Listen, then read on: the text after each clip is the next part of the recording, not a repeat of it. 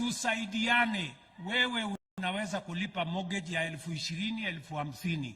Tafadhali tusaidiane, hata huyu ambaye mapato yake ni 4,000, 5,000, hata yeye apate nafasi ya kulipa mortgage ya 4 ama 5,000, ili kama vile wewe ambaye unapata mshahara kubwa uko na mortgage, hata yeye apate nafasi ya kuwa na mortgage, so that we become all homeowners in the Republic of Kenya.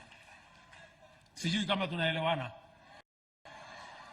Na mimi nataka niwaeleze, mimi nilifanya campaign, na nilifanya campaign na viongozi wengi, na hawa viongozi nilifanya campaign na wao walinisikiza vizuri nikisema kuna mpango ya housing, si ndio? And it was public. Nilisema tuko na mpango ya housing.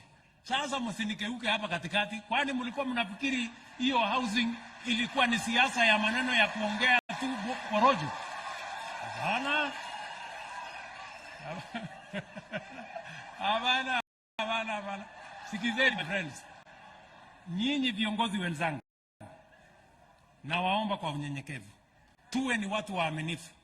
Tulienda kwa wananchi, tukawaambia wananchi wa Kenya tutapanga mpango wa housing, na hiyo housing itasalisha nafasi ya ajira kwa vijana wetu, na itamwezesha mwananchi wa kawaida hata na yeye apate nafasi ya kuwa home owner katika Republic ya Kenya.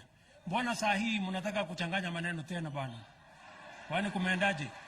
Na mimi najua wengi wenu tayari mko na mortgage.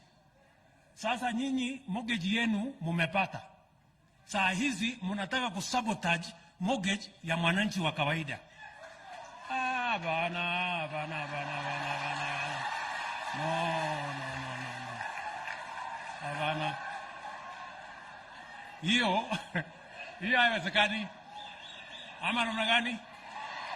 Si kama wadosi wamepata yao, si ya wananchi pia tuwapatie? Bwana. Hapo ndio maneno iko, si ndio? So mimi nataka niwaulize tafadhali, every leader, every member of parliament and MCA saa hii wako na mortgage, si ndio? Sasa tafadhali, sasa tupange mortgage ya hawa mahasla pia, na tutapanga hapo kwa housing fund. Hapo ndio tunapangia mortgage ya hawa wananchi pia. Ama ni aje? Tuko pamoja jameni?